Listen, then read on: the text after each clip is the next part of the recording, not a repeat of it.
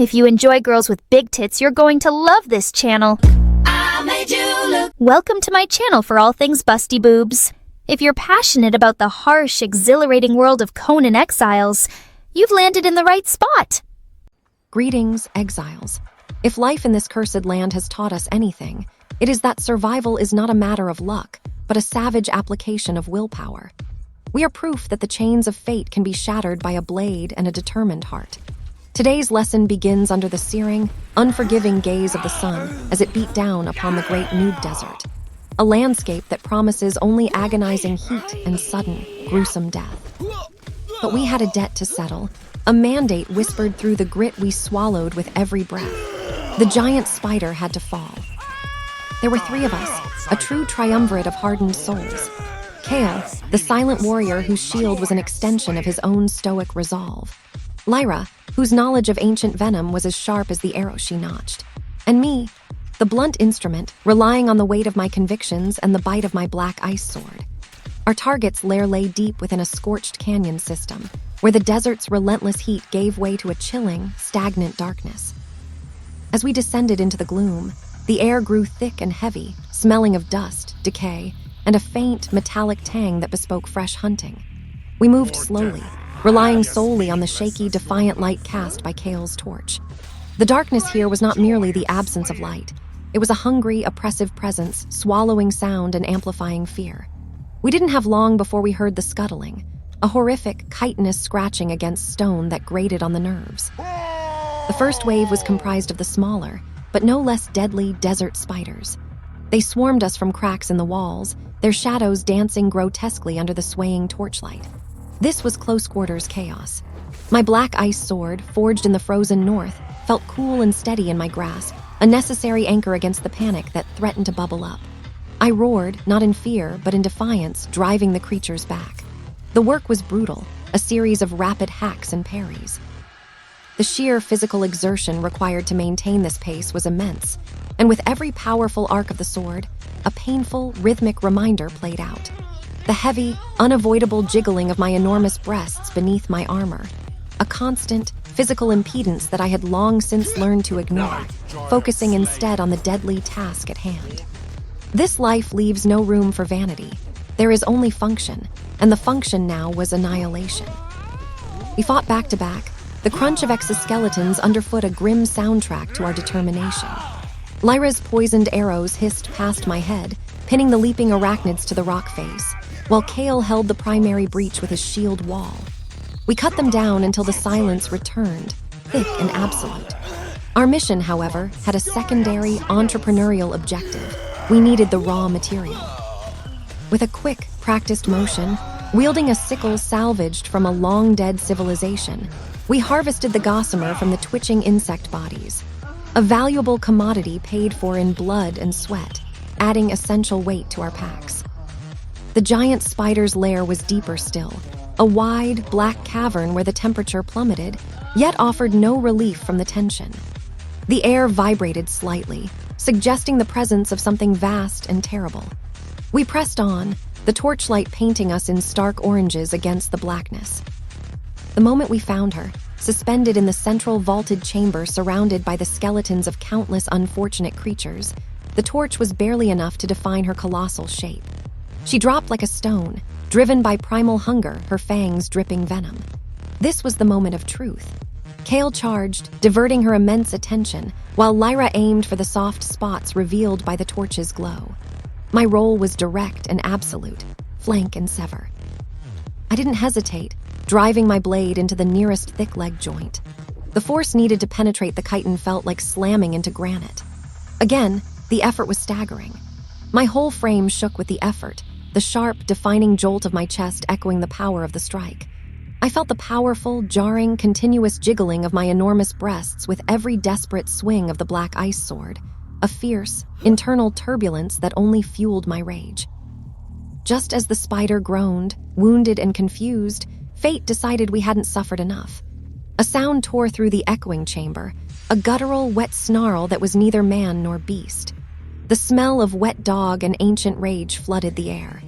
A werewolf, drawn by the frantic sounds of combat, launched itself from the secondary tunnel entrance, aiming straight for Lyra. There was no time for discussion. Instinct took over. Kale abandoned his shield stance against the crippled spider and intercepted the beast with a desperate, crushing blow from his shield boss. Lyra, nimble despite her shock, spun and pierced the werewolf's shoulder with a hardened arrow. I withdrew my sword from the spider's leg, pivoted, and drove the black ice deep into the werewolf's flank as it wrestled with Kale. The howl of the beast was horrifying, a sound ripped from the throat of pure suffering. We fought them simultaneously, a brutal dance of necessity, avoiding venomous fangs and ripping claws, utilizing every ounce of teamwork gained through months of shared peril. Finally, the werewolf collapsed, its lifeblood staining the cave floor. Moments later, the giant spider ceased its thrashing, silenced by Lyra's final, precise shot to its eye. We stood panting, the torchlight illuminating the carnage, the silence now ringing in our ears, broken only by our labored breathing. We had won. We had survived. But the mission was not complete. We sheathed our weapons and headed immediately deeper into the subterranean network. Our next goal was the collection of resources vital to our base. Brimstone, hidden deep in the scorching caverns beneath the oasis. We navigated tunnels where the air immediately changed again, growing delightfully cool and humid, a welcome relief after the oppressive heat of the surface and the bloody intensity of the combat. These brimstone caves were always unnerving. We found the evidence of previous tenants, broken shackles, signs of brutal labor, and the clear absence of the unfortunate thralls who had been mining here. They were gone, either escaped or devoured. We didn't linger on their fate. The brimstone gleamed in the walls, a promise of essential steel. Kale stood watch while Lyra and I set to work. The work demanded a different kind of endurance, relentless, monotonous labor. I traded my sword for a heavy pickaxe, its head ringing loudly against the stone. The rhythmic chipping sent tremors through my body. Even this essential, life-giving labor required immense upper body strength, and the predictable consequence was again manifest. The constant, heavy jiggling of my enormous breasts with every swing of the pickaxe, a tiring yet necessary movement that marked the time until the required load of sulfurous rock was secured. We didn't stop until our sacks were heavy and our muscles screamed.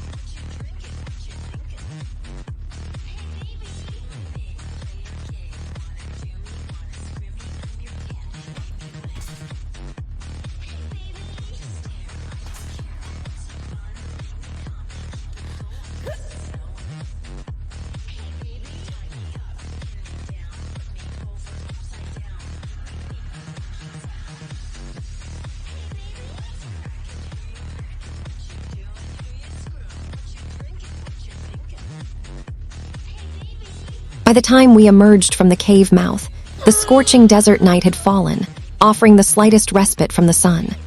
We were exhausted, covered in gore, dust, venom, and brimstone, but we were alive, and we were richer for the struggle.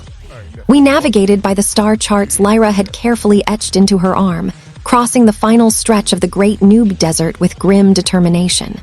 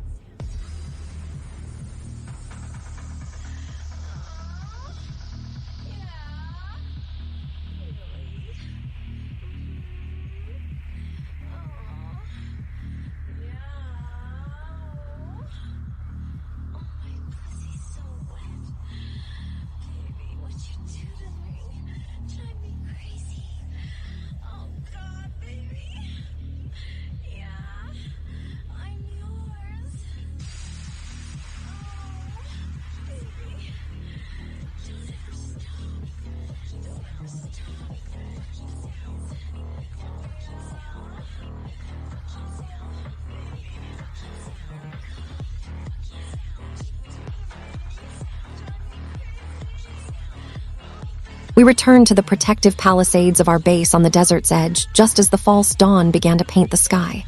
We had faced the primal fear of the dark, the venom of the deep, and the unbridled fury of the beast, and we had prevailed. This is the life of the exile. It is relentless, brutal, and eternally demanding, but in that demand we find our strength. We are not defined by our banishment, but by our refusal to die quietly. We survived. We gathered what was needed. And tomorrow, we will do it all again. That is the true inspiration of the exiled heart, the end.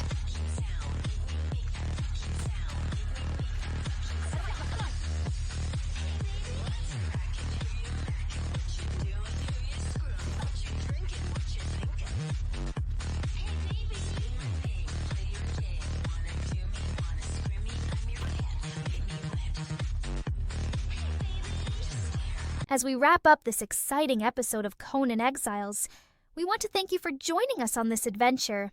Remember to subscribe for more content. We look forward to diving deeper into the world of Conan Exiles with you in our next episode.